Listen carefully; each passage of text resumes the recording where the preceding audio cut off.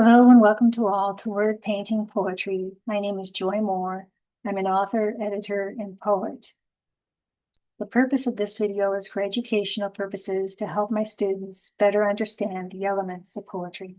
This post, I will be discussing the use of repetition by means of this beautiful book, Maybe You Might, written by Imogene Foxell, art by Anna Kunha.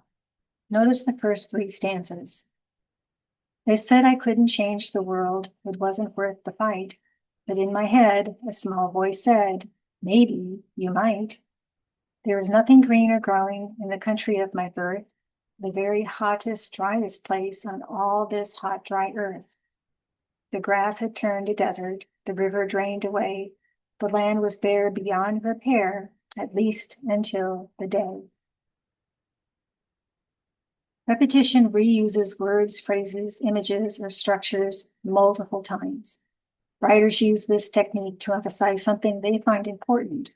This could be a theme, a character's characteristics, or the terrible or wonderful state of the world. In this way, meaning accrues through repetition. It can be used in any part of the poem. It does not have to be limited to the ending or beginning. Repetition is a way to produce deeper levels of emphasis, clarity, amplification.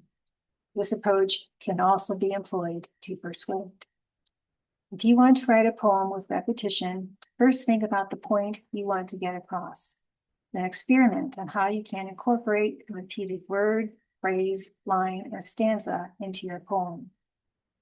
It is equally crucial to know that readers can experience repetition fatigue.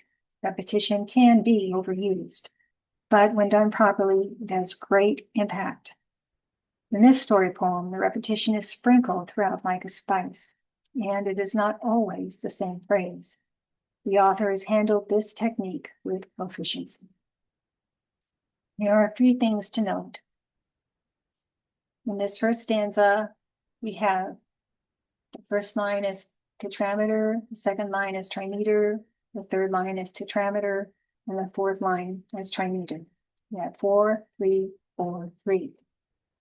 The second stanza, we have tetrameter, tetrameter, tetrameter, trimeter. We have 4, 4, 4, 3. The third stanza, we have trimeter, trimeter, tetrameter, trimeter. 3, 3, 4, 3. So as you have probably already noticed that the stanzas are not consistent with the beats. This book, in my opinion, is so beautiful, the themes so touching, that I am choosing to turn my head the other way and overlook this inconsistency that I see. And let me show you some things I think that are very effective. In the first stanza, third line, you see the ellipsis. But in my head, a small voice said, and then you have a pause, a long drawn out pause, which causes you to run into the next line, which says, maybe you might.